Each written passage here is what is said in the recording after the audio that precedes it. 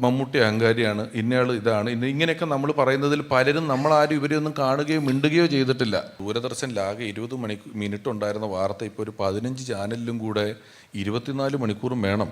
ഇത് എവിടുന്ന് കിട്ടും ഈ കണ്ടന്റ് മുഴുവൻ? ഇത് എന്തെങ്കിലുമൊക്കെ ഉണ്ടാക്കണ്ടേ? കേരള നിയമസഭാ പുസ്തകോത്സവത്തിൽ പങ്കെടുക്കുന്ന നടൻ പിഷാരടി സംസാരിച്ച വാക്കുകളാണ് പ്രേക്ഷകർ കേട്ടത്.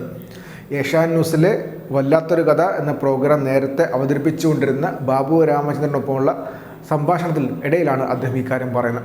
വളരെ രസകരമായിട്ട് പ്രതിച്ഛയെക്കുറിച്ചുള്ള ചർച്ചകളാണ് ഈ കാര്യം സംസാരിക്കുന്നത്. അദ്ദേഹത്തിൻ്റെ വാക്കുകൾ, പിഷാരടി സംസാരിച്ച വാക്കുകൾ കുറച്ച് നമുക്കത് കേൾക്കാം. നമ്മുടെ പല തീരുമാനങ്ങളും, നമ്മളെടുക്കുന്ന പല തീരുമാനങ്ങളും നമുക്ക് കിട്ടുന്ന വിവരങ്ങളുടെ അടിസ്ഥാനത്തിലാണ്. ബാബു നല്ല ആളാണോ ചീത്ത ആളാണോ എന്ന് എനിക്ക് ബാബുവിനെ കുറിച്ച് 10 പേര് പറഞ്ഞ ഒരഭിപ്രായത്തിൽ നിന്നാണ് ഞാൻ കൺക്ലൂഡ് ചെയ്തെടുക്കുന്നത്. ചിലപ്പോൾ ഞാൻ ബാബുവിനെ കണ്ടിട്ട് പോലും ഉണ്ടാവില്ല, കാരണം എല്ലാവരും കണ്ടിട്ടില്ല. ഇപ്പം മമ്മൂട്ടി അഹങ്കാരിയാണ്, ഇന്നയാൾ ഇതാണ്, ഇങ്ങനെയൊക്കെ നമ്മൾ പറയുന്നതിൽ പലരും നമ്മളാരും ഇവരെയൊന്നും കാണുകയോ മിണ്ടുകയോ ചെയ്തിട്ടില്ല. ഉദാഹരണത്തിന് ഇന്ദ്രൻ ചേട്ടനെ ഒരിക്കലും എന്ത് നമ്മൾ ദ്രോഹിച്ചെന്ന് പറഞ്ഞാലും അദ്ദേഹത്തിന് നമ്മൾ റൂഡായിട്ട് പെരുമാറാൻ പറ്റില്ല എന്നൊരു വിചാരം നമ്മൾ ഇവരെ കണ്ടിട്ടില്ല. അപ്പം നമുക്ക് കിട്ടുന്ന ഡാറ്റ വെച്ചിട്ടാണ് നമ്മൾ ഒരു തീരുമാനം എടുക്കുന്നത്. അതിൽ ഏറ്റവും വലിയ പ്രശ്നം എന്താണെന്ന് വെച്ചാൽ ഇപ്പം നമുക്ക് കിട്ടുന്ന ഡാറ്റകളിൽ പകുതിയും ഫേക്കാണ്. ഒരു ഡാറ്റ ഫ്ലഡ്, ഇൻഫർമേഷൻ ഫ്ലഡ് എന്ന് പറയുന്നതാണ് സംഭവിച്ചിരിക്കുന്നത്. അത്രയധികം ഇൻഫർമേഷൻ എല്ലാ ദിവസവും വരും. അതിനകത്ത് കൃത്യമായ ഡാറ്റ പറയുന്നതിനകത്ത് എപ്പോഴും ഒരു പഠനം ആവശ്യമുണ്ട്. ബാബു ഇപ്പോൾ ഒരു പരിപാടി വല്ലാത്തൊരു കഥ എന്ന് പറഞ്ഞിട്ട് കഥ ചെയ്യുമ്പം ഇപ്പോൾ സ്വന്തം യൂട്യൂബ് ചാനൽ തുടങ്ങി അതിനകത്തിരുന്ന് പറയുന്നുണ്ട്. അപ്പോൾ ബാബുവിന് ഇതിൻ്റെ കറക്റ്റ് പഠനം ആവശ്യമാണ്, അനാലിസിസ് ആവശ്യമാണ്, റെഫറൻസ് ആവശ്യമാണ്. ഇത് കൺക്ലൂഡ് ചെയ്ത് ഭംഗിയായിട്ട് പറയണം.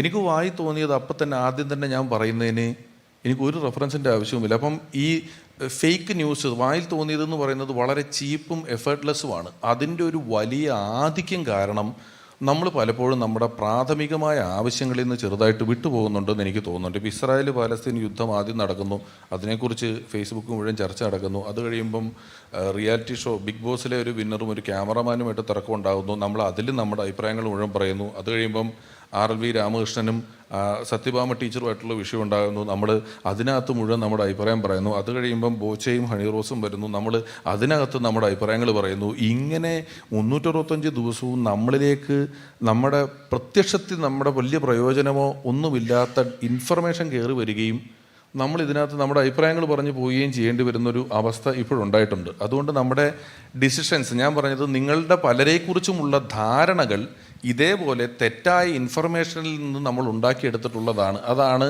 നമുക്ക് ഇമേജ് ബിൽഡ് ചെയ്യാൻ പറ്റുന്ന സംഘങ്ങളുണ്ടെന്ന് പറയുന്നത്. പക്ഷെ ഒക്കെ ഒരു പുകമറയായിട്ട് തോന്നിയിട്ടുണ്ട്. കാരണം നമ്മൾ ഈ കാര്യത്തിലൊരു തീരുമാനം ഉണ്ടാക്കുന്നതിന് മുമ്പായിട്ട് അടുത്ത സാധനം വരും, അതിൻ്റെ ഒരു തീരുമാനം ഉണ്ടാക്കുന്നതിന് മുന്നേ അടുത്തത് വരും.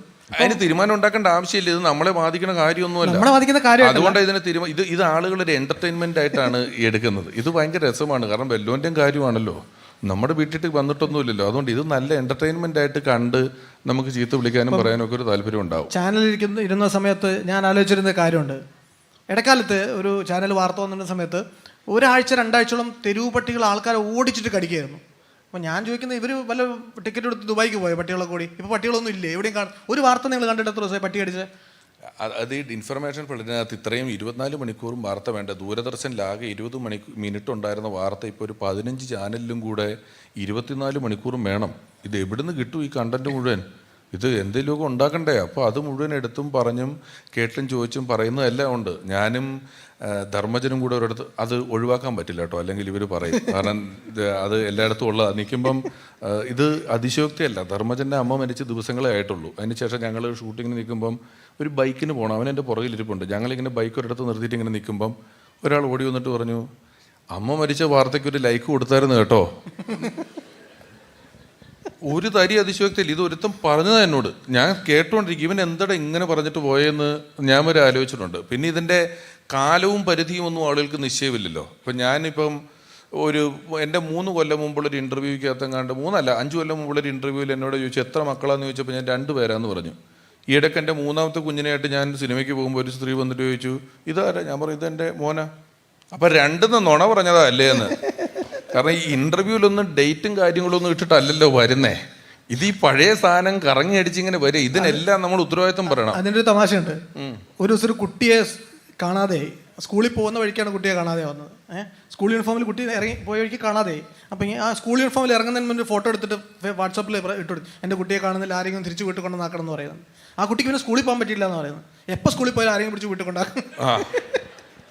അപ്പോൾ അങ്ങനെ ഒരു പ്രശ്നമുണ്ട്. അതുണ്ട്. അപ്പോൾ അത് ഇതൊരു കമൻറ്റ്, നമ്മൾ പ്രോ ആക്റ്റീവ് എന്ന് പറയും. നമ്മൾ ഒരുപാട് കാര്യങ്ങളിൽ കരണങ്ങളില്ല, പ്രതികരണങ്ങളാണ്. ഞാനൊന്ന് പറഞ്ഞു, നിങ്ങളൊന്ന് പറഞ്ഞു, അതിനിടയിൽ മൂന്നാമൻ പറഞ്ഞു, നാലാമൻ പറഞ്ഞു. എനിക്ക് തോന്നുന്നു ഇപ്പോൾ കേരളത്തിലെ ഏറ്റവും ഇപ്പം നമ്മുടെ രാജീവ് മിനിസ്റ്റർക്കൊക്കെ വളരെ സന്തോഷമായി. കാരണം ഏറ്റവും എളുപ്പത്തിൽ തൊഴിൽ തുടങ്ങാൻ പറ്റുന്നൊരു കാര്യം എന്ന് പറയുന്നത് 10,000 രൂപ മതി. ഒരു സാധാരണ ഫോണും ഒരു കണക്ഷനും ഉണ്ടെങ്കിൽ ഒരു യൂട്യൂബ് ചാനൽ തുടങ്ങിയിട്ട് ആരെങ്കിലും ചീത്ത വിളിക്കുമ്പോൾ കിട്ടുന്ന വരുമാനം നിങ്ങൾ രാവിലെ തൊട്ട് വൈകുന്നേരം വരെ പണിയെടുത്താൽ കിട്ടൂല. വളരെ സുഖമാണത്. അപ്പൊ അങ്ങനത്തെ പണി നടക്കുന്നുണ്ട്. എനിക്കിട്ട് താങ്ങിയതാണോ അതിൻ്റെ കൂടെ? അല്ല, നിങ്ങൾ ചീത്ത വിളിക്കുന്നില്ലല്ലോ, നിങ്ങൾ ഇരുന്ന് ഇച്ചിരി പഠനം നടത്തിയാണല്ലോ ചെയ്യുന്നത്, കാര്യമായിട്ട് ചെയ്യുന്നുണ്ടല്ലോ. ഞാൻ പറഞ്ഞ അങ്ങനെ അല്ലാത്ത വെറുതെ രാവിലെ എണീറ്റ് എന്ത് വാർത്ത നോക്കിയിട്ട് സെറ്റ് നോക്കി ഇരുന്ന് അഭിപ്രായം പറയുന്നതിനൊക്കെ ലക്ഷക്കണക്കിന് വ്യൂസ് ഉണ്ടെന്നേ. സിനിമ റിവ്യൂവിന് ഭയങ്കര 2 ദിവസം കൊണ്ട് അടിവയറ്റിലെ കൊഴുപ്പ് കുറയ്ക്കാന്ന് പറയുന്ന വാർത്തയ്ക്ക് 3000 കമന്റ് ഉണ്ട് ഇവിടെ. ഇത് നടക്കുകയല്ല എന്നുള്ളത് നമുക്കറിയാലോ. 2 ദിവസം പോയിട്ട് എന്ത് ചെയ്തിട്ട് ഈ കൊഴുപ്പ് പോകുന്നില്ലല്ലോ. ഇപ്പം ഞാൻ നമ്മുടെ പെർസെപ്ഷനെ പറ്റിയൊക്കെ പറയുമ്പോഴേ, അപ്പം നമ്മൾ ഇപ്പോൾ ഇരിക്കുന്ന അവസ്ഥ, നമ്മൾ ചെയ്യുന്ന ചില പ്രവൃത്തികളുമായിട്ട് കണക്ട് ചെയ്തുകൊണ്ട് ആൾക്കാരെ പെർസെപ്ഷൻ മാറാറുണ്ട്. ഉദാഹരണത്തിന് ഇപ്പം മമ്മൂക്കയ്ക്ക് ഇപ്പം സിനിമ ഒന്ന്, ഞാൻ സങ്കല്പിക്കാൻ വേണ്ടി പറയാം കേട്ടോ, സിനിമ ഒന്നും ഓടുന്നില്ല എന്ന് വിചാരിക്കുക. അപ്പം മമ്മൂട്ടി ചായക്കടയിൽ പോയിട്ട്, സാധാരണ ചായക്കടയിൽ പോയി ചായ കുടിച്ച ആൾക്കാർ പറയും, ആ കണ്ടോ ഫൈവ് സ്റ്റാറിലൊക്കെ ഇരുന്ന് കഴിച്ചോണ്ടിരുന്നത് അതെ ഇവിടെ വന്ന് കഴിക്കുന്നു. പക്ഷെ നല്ല സിനിമ ഹിറ്റായിട്ട് ഓടുന്ന സമയത്ത് ചായക്കടയിൽ പോയാൽ കണ്ടില്ലേ, ആളുടെ ദീനാനുകമ്പ കണ്ടില്ലേ, വിനയം കണ്ടോ? അപ്പൊ ഒരേ സംഭവമല്ലേ നടക്കുന്നത്? അല്ലല്ലോ, അഹങ്കരിക്കാനുള്ളവും കാണിച്ചെങ്കിൽ മാത്രമേ വിനയം കാര്യമായിട്ട് എടുക്കാറുള്ളൂ. അല്ലാത്തവൻ കാണിക്കുന്ന വിനയം എല്ലാ കാലത്തും വിധേയത്വമായിട്ട് മാത്രമേ നാട്ടുകാർ. ഒരു സാറ് ദൂരെ നിന്ന് നടന്നു വരുമ്പോൾ സാറിനെ കണ്ട് ദൂരേന്നേ മടക്കിക്കുത്ത് അഴിച്ച് നിന്നിട്ട് എണീറ്റ് നിൽക്കുന്ന എന്നെക്കാളും സാറ് വരുമ്പോൾ അയ്യോ സാറേ എന്നും പറഞ്ഞ് എണീറ്റ് നിന്ന് മടക്കിക്കുത്ത് അഴിച്ച് നിന്ന സാറിനും ഒരു സന്തോഷമായി. നമ്മൾ രണ്ടുപേരിൽ ഇവൻ നല്ല വിനയമുള്ളവനുമായി. നേരത്തെ കാണിച്ച് നമ്മുടെ കയ്യിൽ നിന്ന് പോയി. പിഷാരടി മടക്കുത്ത് അഴിച്ചോ എന്നുള്ളതല്ല ചോദ്യം, സാർ അത് കണ്ടോ എന്നുള്ളതാണ് ചോദ്യം. കണ്ടോ? ആ കാണിക്കലിലാണ് ഞാൻ പറഞ്ഞ ഇതിൻ്റെ ഒരു ബിൽഡപ്പ് എന്ന് പറയുന്നത്. നമ്മളെല്ലാവരും ഇങ്ങനെ പലതരത്തിൽ, റാംമോഹൻ ബാല്യത്തിൻ്റെ ഒരു ബുക്കിൽ അദ്ദേഹം പറഞ്ഞിട്ടുണ്ട്, നമ്മൾ ഡിലീറ്റ് ചെയ്ത് കളയുന്ന സെൽഫികളാണ് നമ്മുടെ യഥാർത്ഥ മുഖമെന്ന്. പിന്നെ പിഷാരടിക്ക് ഈ പെർസെപ്ഷൻ്റെ കാര്യം, ഇമേജിൻ്റെ കാര്യം പറയുമ്പോഴേ, നമ്മുടെ പാസ്റ്റിൽ നമ്മൾ ചെയ്യുന്ന കാര്യങ്ങളൊക്കെ ചിലപ്പം നമ്മൾ വല്ലാതെ വേട്ടയാടും ഒരുപാട് കാലം അല്ലേ. പക്ഷെ എന്നാലും അതിലൊരു ഷോർട്ട് ടൈം മെമ്മറി ലോസ് ആളുകൾക്കുണ്ട്. എന്തായാലും ഇപ്പം ക്രൈമായ നമ്മൾ ചെയ്ത കുറ്റകൃത്യമായാലും അല്ലെങ്കിൽ നമ്മൾ ചെയ്ത നല്ല കാര്യമാണെങ്കിലും രണ്ടിനും ജനങ്ങൾക്ക് ഷോർട്ട് മെമ്മറി ആണെന്ന് തോന്നിയിട്ടുണ്ടോ? ഷോർട്ട് ടേം മെമ്മറി എന്ന് പറയുന്നത് ഞാൻ പറഞ്ഞതുപോലെ ഇതിൻ്റെ ഒരു ആധിക്യമുള്ളത് കൊണ്ട് അത്രയധികം ആലോചിച്ചേണ്ടിരിക്കേണ്ട ആവശ്യകത ആളുകൾക്ക് സത്യത്തിലില്ല. നമ്മുടെ എന്തുകൊണ്ടാണ് പത്രങ്ങളിൽ പരസ്യം കൊടുക്കുന്നത് കുറയുന്നത്, വഴിവെക്കൽ ഫ്ലക്സ് വെക്കുന്നത് കുറയുന്നത് പറഞ്ഞാൽ ഓടുന്ന ബസ്സിൽ പോലും നമ്മൾ മൊബൈൽ നോക്കിയിരിക്കുകയും മൊബൈലിലെ കാര്യങ്ങൾ കണ്ടുകൊണ്ടിരിക്കുകയും ചെയ്തുകൊണ്ടിരിക്കുകയാണ്. അവിടെ നമ്മളുടെ വായനയ്ക്ക് ഒരു വലിയ പ്രസക്തിയുണ്ട്. വായനയ്ക്കും എഴുത്തിനുമുള്ള ഒരു വലിയ പ്രസക്തി. ഇതിൻ്റെ പ്രോസസ്സ് ഭയങ്കര സ്ലോയാണ്. നിങ്ങൾക്കൊരു 200 പേജുള്ളൊരു ബുക്ക് നമ്മളൊരു 200 റീല് കാണുന്ന സ്പീഡിൽ വായിച്ച് തീർക്കാൻ പറ്റില്ല. ഇതിൻ്റെ സ്ലോ പ്രോസസ്സ് ആയതുകൊണ്ട് തന്നെ ഇത് വളരെ ടൈം എടുത്താണ് നമ്മൾ അതിനെ കൃത്യമായി മനസ്സിലാക്കുകയും അതിനെക്കുറിച്ച് ചിന്തിക്കാനുള്ള സമയവും എഴുതുമ്പോഴും വായിക്കുമ്പോഴും ഇതിൻ്റെ കൂട്ടത്തിൽ നമുക്കൊരു സമയം കിട്ടുന്നുണ്ട്. മറ്റേതിന് അങ്ങനെ കിട്ടുന്നില്ല എന്നുള്ളൊരു വലിയ പ്രശ്നമുണ്ട്. ഞാൻ നേരത്തെ ഈ പെർസെപ്ഷൻ്റെ കാര്യം പറഞ്ഞു. പിന്നെ വായനയിലും ഉണ്ട് കേട്ടോ, വായനാശീലം കുറഞ്ഞു പോയി. ഇപ്പോൾ വായനയില്ല എന്ന് നമ്മൾ പറയുന്നതിനകത്തൊരു പ്രശ്നമുണ്ട്. എന്ത് വായിക്കുന്നു എന്നുള്ളതിനകത്ത് വലിയ ഘടകമുണ്ട്. അപ്പോൾ എൻ്റെ ചെറുപ്പത്തിൽ വലിയൊരു വായനാശീലമുള്ള കൂട്ടുകാരുണ്ടായിരുന്നു. മുത്തുച്ചിപ്പി എന്ന് പറഞ്ഞ മാസിക എല്ലാ ലക്കവും വായിക്കും. എന്താ പ്രയോജനം?